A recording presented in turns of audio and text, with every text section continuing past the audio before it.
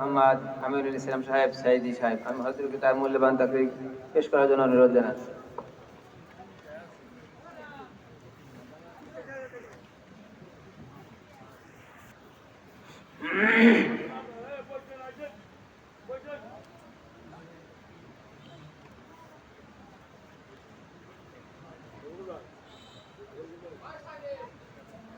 نحمده ونستعينه ونستغفره ونعوذ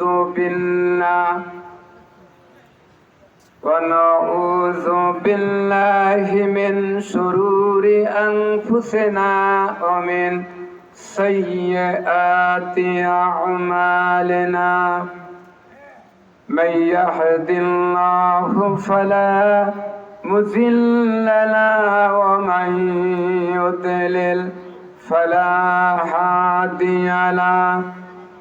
ونشهد أن لا إله إلا الله وحده لا شريك له. ونشهد أن سيدنا وحبيبنا ومولانا محمدا عبده ورسوله الذي أرسله بالحق بشيرا ونذيرا وداعيا إلى الله بإذنه وسراجا منيرا. فقد قال الله تعالى في كلامه المجيد وفرقانه الحميد: أعوذ بالله من الشيطان الرجيم. بسم الله الرحمن الرحيم. إن الله وملائكته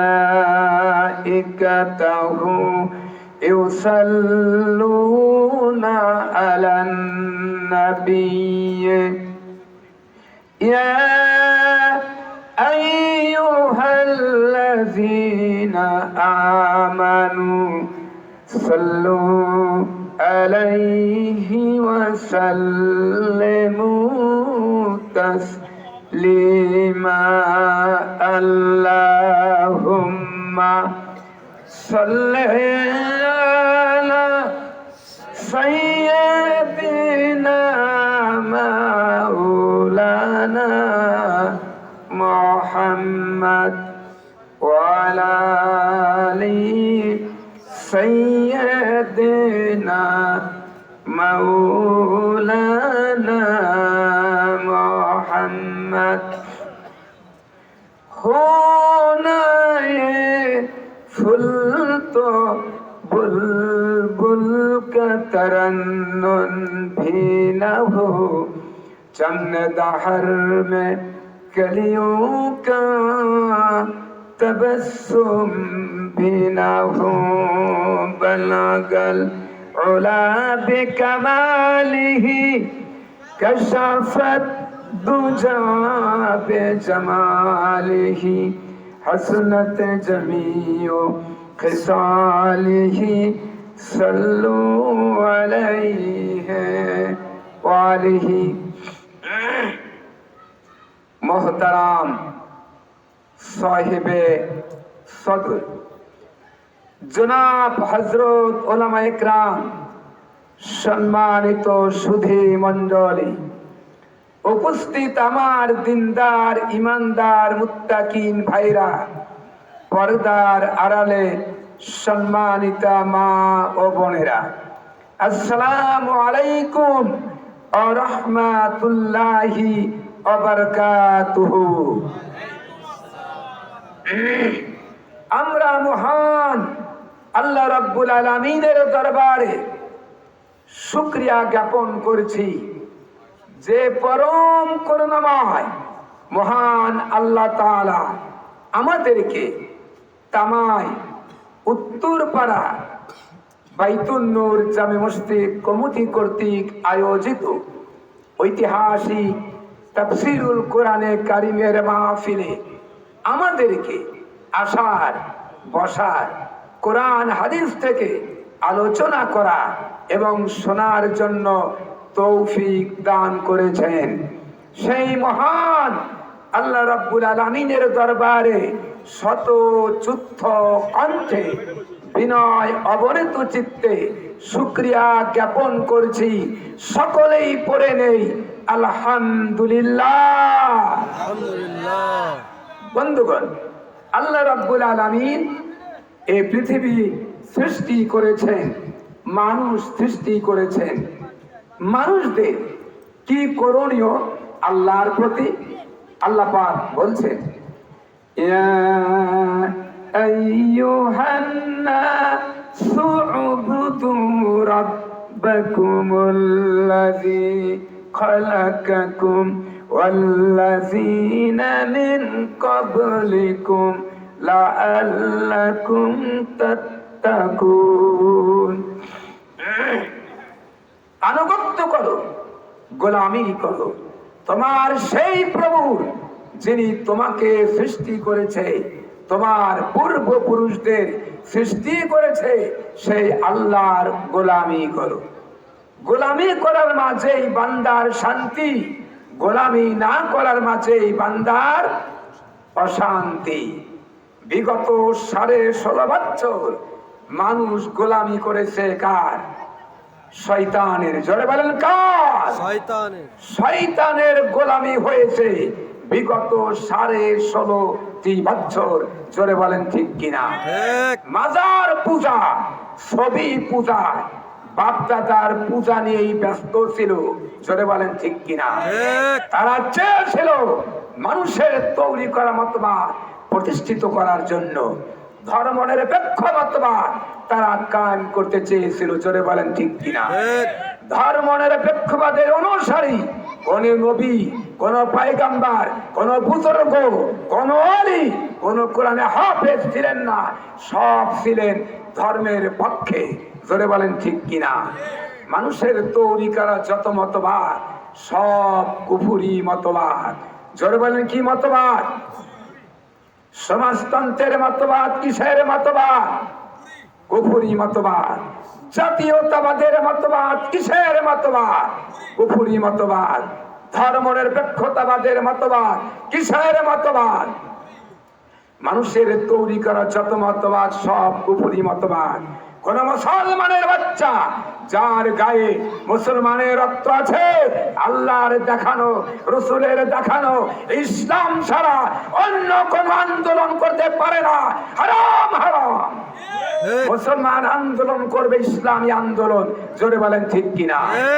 সেই ইসলামী আন্দোলনের ভিতরে 72টি দলে বিভক্ত হয়েছে। জোরে বলেন ঠিক কিনা? আমি বলতে চাই, একটি গাছের শিকড়বিহীন গাছ, মূলবিহীন গাছ, এই গাছটি অল্প উপরে পড়ে যায়। জোরে বলেন ঠিক কিনা? মূলবিহীন দল, শিকড়বিহীন দল অল্প আঘাতে মাঠ ছেড়ে পালিয়ে যায়।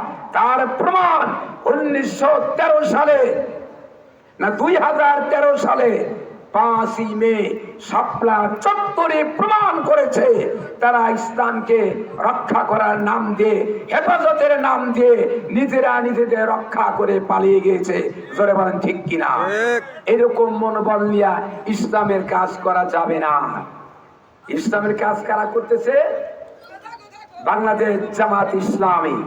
তারা রক্ত দিতে পারে, জান দিতে পারে, মাল দিতে পারে, শহীদ হতে পারে, সকল কিছু বিসর্জন করতে পারে। সেই দলের নাম হলো বাংলাদেশ জামাত ইসলামী। এই জন্য আমি সকল দলের প্রতি উদার আহ্বান জানাবো, ঐক্যবদ্ধ হন। তাছাড়া কোনো বিকল্প রাস্তা নাই। আজকে নামধারী কিছু টুপিওয়ালা তাদের যৌথ পরামর্শ সহযোগিতার কারণে বিগত সরকার আল্লামা দেলোয়ার হোসেন সাঈদীকে তারা হত্যা করতে সক্ষম হয়েছে। জোরে বলেন ঠিক কিনা? মাওলানা আজহারী সাহেব বাংলাদেশ থেকে বিদেশে যেতে বাধ্য করেছে নামদারি টুপিওয়ালা। চেনেন না? জাকাতের টাকা, ফিতরার টাকা, কাফারার টাকা, মান্নাতের টাকা গরিবের হক ছিল। পৃথিবীর সৃষ্টির পর থেকে গরিব খেয়ে বাঁচত। জোরে বলেন ঠিক কিনা? এখন গরিবের হক নষ্ট করে বিভিন্ন ছাত্রদের নাম দিয়ে নিয়ে হিলা করে নিজেরা খায়া ইমান নষ্ট হয়ে গেছে। তাদের দৌড় আর উত্তর মাদ্রাসা ছাড়া আর বেশি দূরে যেতে পারে না। এই জন্য আমি বলবো, সময় এসেছে, সময় এসেছে আগামী নির্বাচনে কোরআনকে যদি পার্লামেন্টে পাঠাতে না পারে, আগামী নির্বাচনে সৎ লোককে যদি পার্লামেন্টে পাঠাতে না পারে, কোরআনকে রাষ্ট্রীয় পর্যায়ে নিতে না পারে, তাহলে আমি দেখতে পাচ্ছি বাংলাদেশের ভাগ্য আকাশে উত্তর গগনে কালো মেঘ জমা হয়েছে। ঝড়ের পূর্বাস লক্ষ্য করছি, মোকাবিলা করে প্রতিদ্বন্দ্বিতার মাধ্যমে মোকাবিলা করে সব লোককে আগামী নির্বাচনে যদি সংসদে পাঠাতে না পারে, তাহলে এমন এক গাঢ় কালো আমাবস্যা রাত্রি আসতে পারে যার শুভে সাধে হওয়া অসম্ভব। ধরে বলেন ঠিক কিনা? ইসলাম ছাড়া বাঁচার কোন বিকল্প রাস্তা নাই। আমি সিরাজগঞ্জ থেকে আসতে এসপি অফিসের সামনে দেখলাম লেখা আছে, এসো দেশ বদলাই, এসো পৃথিবী বদলাই। এটা একটা যুক্তি হলো? দেশ কার? পৃথিবী কার? আলাহুল খালকু ওয়াল সৃষ্টি যার, আইন চলবে সেই আল্লাহর। এই এসো দেশ বদলাই পৃথিবী বদলাই এই কথা না বলে এগুলা মানুষের তৈরি করা মন মগজ দিয়ে বলেছে।